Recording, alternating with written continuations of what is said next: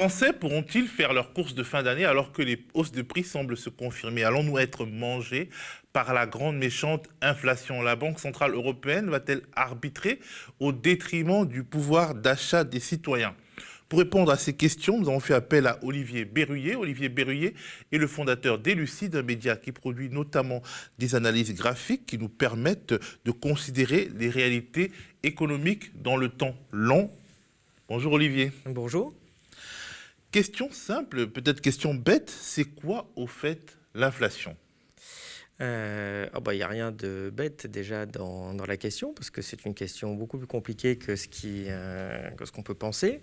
Mais c'est une question qui devient centrale actuellement, parce qu'il y a une vraie alerte sur le pouvoir d'achat des citoyens. Alors, c'est quoi l'inflation? C'est, on va dire, quand les prix augmentent en moyenne, chaque année en France. Évidemment, ça devient problématique quand l'inflation devient trop élevée et ou quand les salaires ne suivent pas l'inflation, puisque évidemment, s'il y a 3% d'inflation et que les salaires augmentent de 1%, les citoyens perdent 2% de pouvoir d'achat, ce qui en fait est vraiment colossal et peut être tout à fait insidieux. L'inflation, ce n'est pas forcément un problème uniquement quand il y a 10% d'inflation. D'où vient ce mécanisme et d'où vient cette inflation? En fait, il y a plusieurs causes et plusieurs raisons. L'inflation, en gros, c'est la hausse des prix. Oui, l'inflation, c'est la hausse des prix. Mais après, il faut la mesurer, cette inflation. Alors, en général, ce qu'essaient de faire les instituts statistiques, c'est de dire on fait le panier de la ménagère ou le panier du ménage, et puis on regarde comment ça évolue au fil du temps. Ça se fait comme ça depuis un siècle et demi, et ça s'appelle comme ça depuis un siècle et demi. Mais en fait, c'est beaucoup plus compliqué parce que finalement, c'est quoi le panier d'un ménage de consommation? Et surtout, comment je calcule? Parce qu'il faut savoir qu'il y a plein de, je ne vais pas dire bidouillage statistique, mais enfin, on n'en est pas très loin. Par exemple, l'INSEE considère que quand on achète un ordinateur 1 000 €, un an d'après, on rachète un autre ordinateur 1 000 €. En fait, l'ordinateur est plus puissant en un an. Et donc, ils considèrent que l'ordinateur, ça a baissé. Alors qu'en fait, ça nous coûte toujours 1 000 €. Alors certes, on achète un ordinateur plus puissant, mais oui, donc ils diminuent le prix des ordinateurs, qu'en fait, le prix de l'ordinateur n'a pas diminué. C'est pas qu'anecdotique, cette question-là, parce qu'il y a quelque chose de très intéressant qui a été fait. C'est qu'au moment où on a créé l'euro, il a fallu mesurer l'inflation dans la zone, et donc on a créé un indice européen qu'on appelle l'indice harmonisé des prix à la consommation. Parce que quand on parle d'inflation, on parle de l'inflation des prix à la consommation uniquement. Et en fait, il y a des gros écarts. Alors au début, ils ont dit on est obligé de faire ça parce que chaque institut national calcule l'inflation un peu, va comme je te pousse, avec ses petites méthodes, mais ce n'était pas du tout la même chose. Ils ont dit c'est quand même des méthodes très différentes. Et donc on a dit on calcule un nouvel indice européen qui, dans chaque pays, calcule l'inflation. Pourquoi je parle de ça? Parce qu'en fait, le chiffre vient juste de sortir. Et en France, l'indice français calculé par l'INSEE, c'est plus 2,8 sur un an, au mois de novembre. L'indice européen en France, harmonisé sur les règles européennes, c'est 3,4. Il y a déjà 0,6% d'écart, rien que dans le calcul de l'inflation, ce qui est colossal, plus 0,6 sur quelqu'un qui gagne 1 500 € par mois. On est déjà en train de parler rien que sur le calcul d'une dizaine d'euros par mois, ce qui fait 120 € à l'année, quand même, qui sont complètement évacués quand on utilise évidemment dans les négociations salariales l'indice français. Comment je calcule ce chiffre-là? C'est déjà compliqué, rien que statistiquement, quand je suis honnête. Après se pose une deuxième question, c'est qu'évidemment il y a des tensions à faire en sorte que ce chiffre soit le plus bas possible. Ce chiffre, c'est le chiffre le plus important pour les milliardaires. C'est celui qui permet de calculer leur rentabilité, en fait, réelle. Et c'est aussi pour l'État un indice qui lui sert à rémunérer, à augmenter les fonctionnaires. Donc évidemment, si l'Institut vous a dit c'est 1,8 et pas 2, c'est autant de centaines de millions gagnés. Et dernier point, quand je calcule la croissance, quand on fait la fameuse croissance, en fait c'est la croissance du produit intérieur brut. En gros, c'est l'augmentation du volume de ce qu'on a produit en France. Et pour le calculer, en fait, on regarde combien on a produit en France en prix, combien on a vendu. En fait, vous faites le chiffre d'affaires des entreprises, en gros. Et on enlève le taux d'inflation, et donc ça donne la croissance. Donc il est bien évident que quand vous avez 4% d'augmentation, tout compris dans l'année, vous avez peut-être 2% de volume en plus et 2% de prix. C'est l'inflation. Donc dans le calcul, on dit je prends 4% du PIB qui a augmenté, j'enlève l'inflation et donc j'ai la vraie croissance. Donc plus le taux d'inflation est calculé bas, plus la croissance est annoncée haute. Et donc, quand je fais les ratios européens sur dette sur PIB, etc., ça me diminue mes ratios, parfois tout à fait fictivement. Il y a un vrai enjeu sur calculer l'inflation. Est-ce que la situation actuelle où les États-Unis sont à 7,5% d'inflation et l'Allemagne à 6% menace la France, les Français et leur pouvoir d'achat? Alors là, comme je viens de le dire, je prends plutôt la norme européenne, puisqu'il a fallu que tous les instituts de sondage se mettent d'accord sur une norme, 3,4. En effet, il y a beaucoup plus dans certains pays, il y a presque 6 en Espagne, et il y a maintenant 6 en Allemagne. Ce qui est, en plus, pour des Allemands, vraiment, vraiment colossal. Donc, on a un développement de l'inflation qui devient vraiment problématique. Et à ce sujet, justement, on peut peut-être parler d'une ou deux idées fausses que les gens ont souvent en tête, parce que je vois, à chaque fois que je parle un peu d'inflation, allez, 3 fois sur 4, il y a quelqu'un qui me sort « Oui, mais dans les années 70, il y a eu de l'inflation, on n'en est pas mort. D'ailleurs, c'est comme ça que papa et maman, ou maintenant papy et mamie, ils ont acheté leur maison, ça a été payé par l'inflation, c'était cool. » Alors, c'est vrai en partie, c'est pas un fantasme, mais il faut bien comprendre pourquoi, et il faut bien comprendre qu'on n'est plus du tout dans cette époque-là. Il peut y avoir plusieurs raisons à ce qui est de l'inflation. Alors pourquoi les prix montent?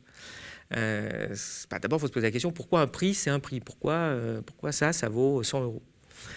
On voit que c'est un mécanisme très mystérieux sur lequel les économistes discutent beaucoup. Enfin, on voit qu'il y a quelqu'un qui veut acheter un produit, quelqu'un qui veut vendre un produit, et puis ils finissent par se mettre d'accord sur un prix.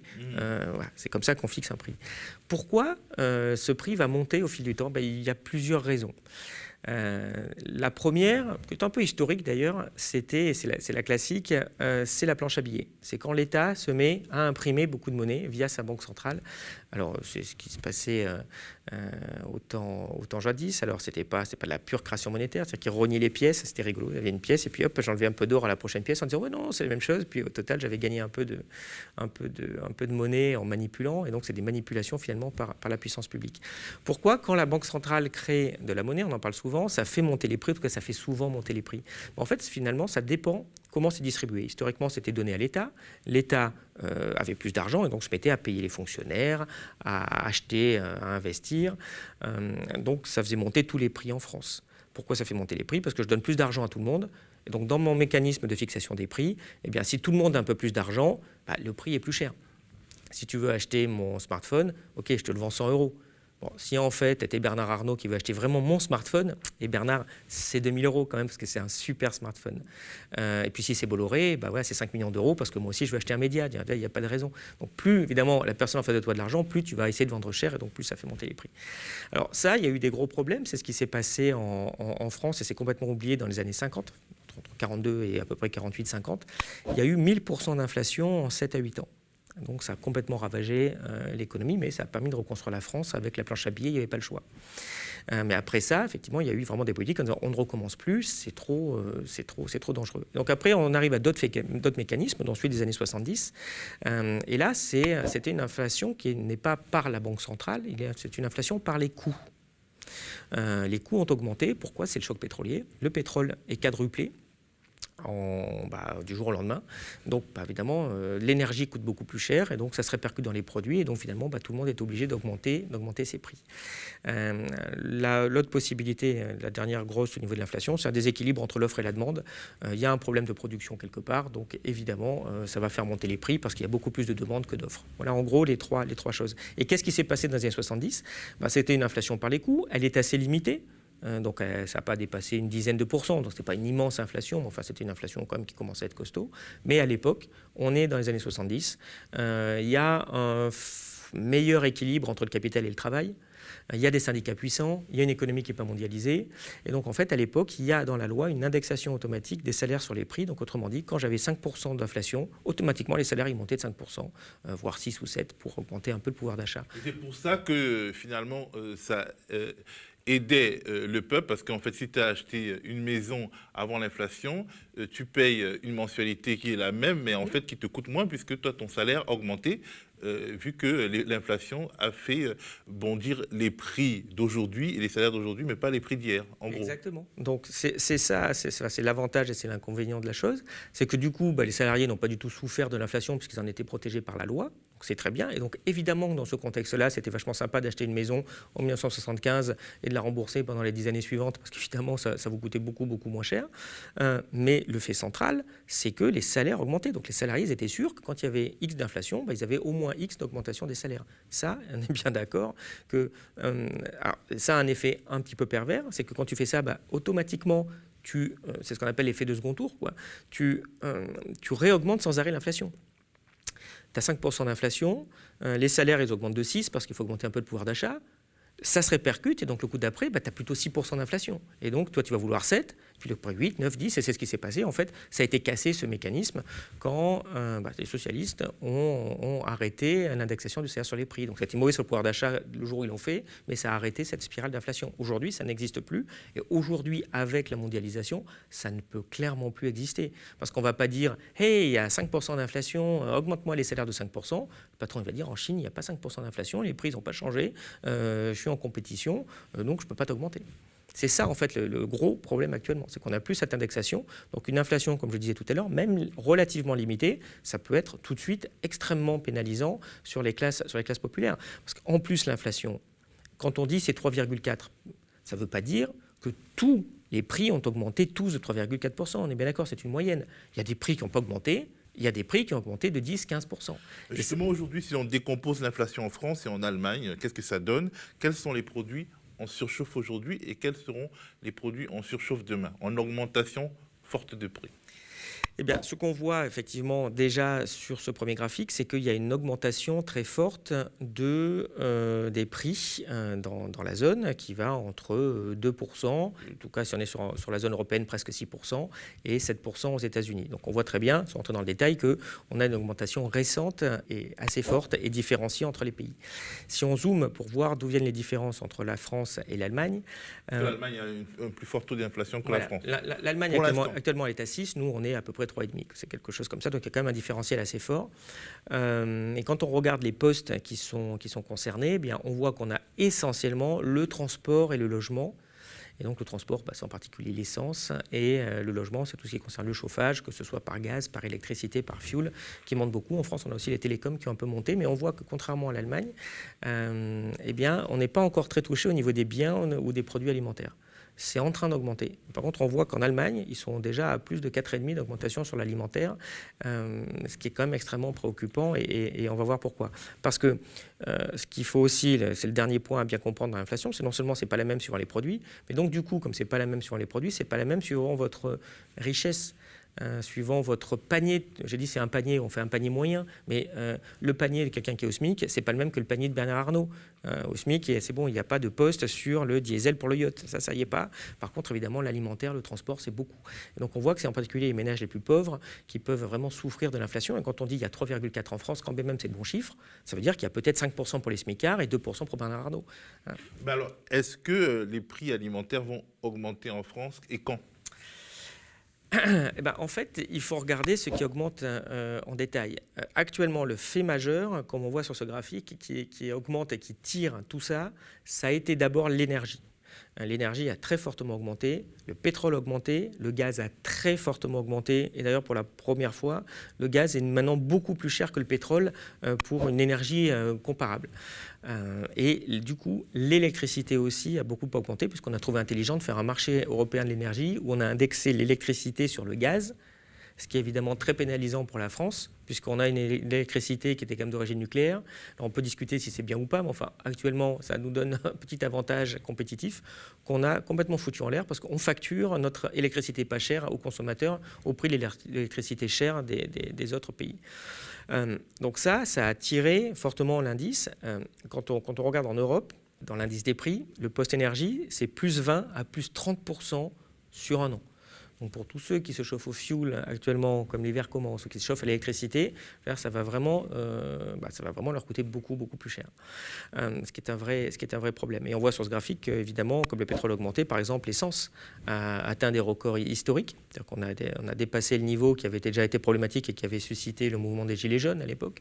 Donc plus personne n'en parle. Alors qu'évidemment, pour tous les gens qui ont besoin de la voiture pour aller travailler, c'est un immense problème.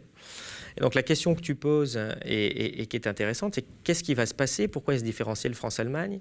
Et en clair, est-ce que la France risque d'être touchée aussi par non pas seulement ce dont je viens de parler, qui est déjà colossal pour les gens, le transport, le chauffage, est-ce que je vais voir aussi les produits alimentaires? Il y a un vrai risque, en fait, quand on regarde, parce qu'il suffit de regarder ce qui se passe au niveau de l'ensemble des prix, de l'ensemble des produits. Il n'y a pas seulement l'énergie qui augmente. Maintenant, tout augmente. C'est aussi un effet post-Covid.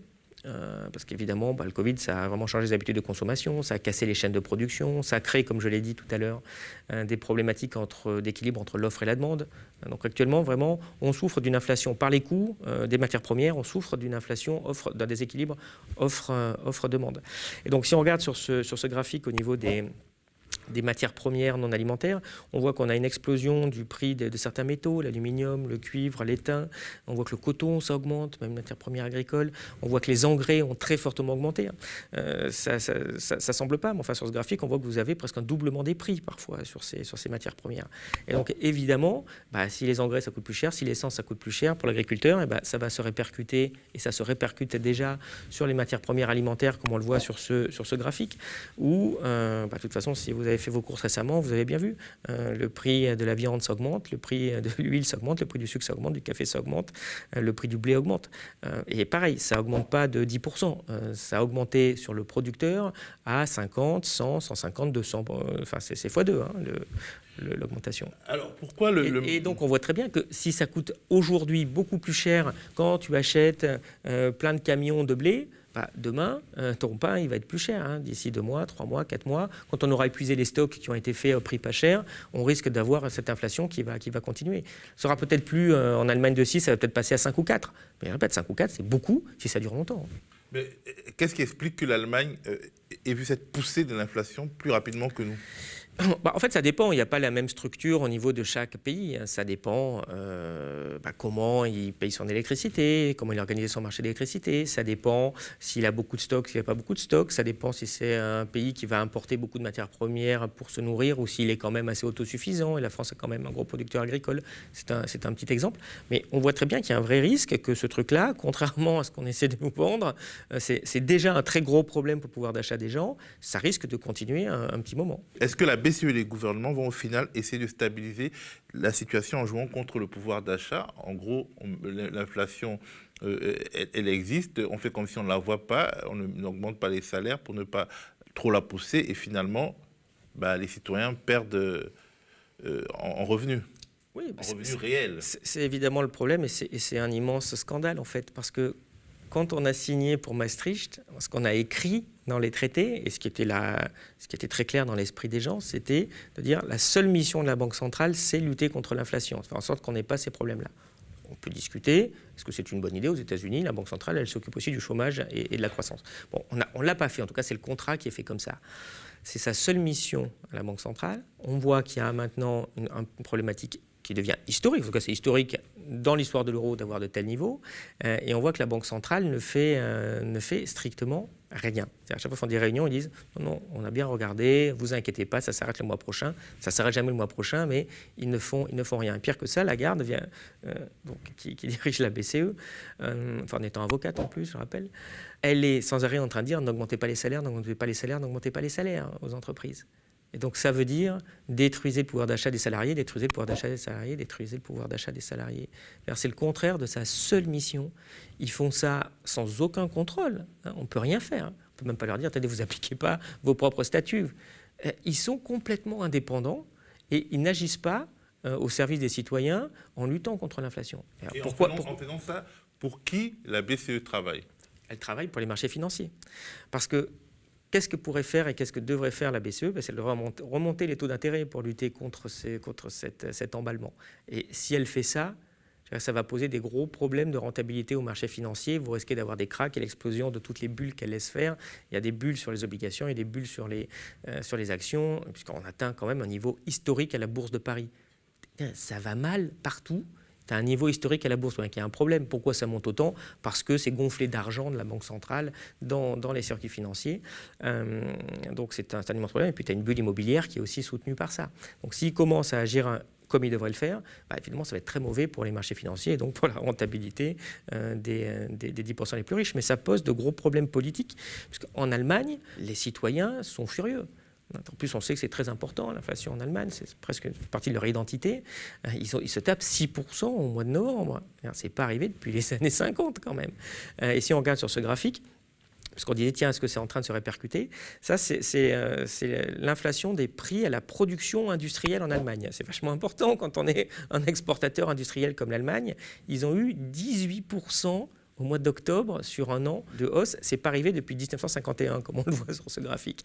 Donc ils sont furieux. Et que fait la Banque centrale? Elle ne fait rien. Et deuxième difficulté pour la Banque centrale, parce que je ne veux pas que l'accabler, c'est très compliqué, parce que là encore, on a la malfaçon de l'euro. C'est-à-dire qu'on a la Banque centrale, elle est en train de regarder sa zone. Et qu'est-ce qui se passe sur la zone? Il y a actuellement plus de 8% d'inflation en Lituanie, 6% en Allemagne et en Espagne, il y a 3,5% en France, il y a 2% au Portugal. Autrement dit, il y a le feu en Lituanie, tout va très bien au Portugal. Que fait la Banque centrale quand il faut prendre des décisions? Le type de Lituanie dit « Au secours, faites quelque chose, aidez mon pays ».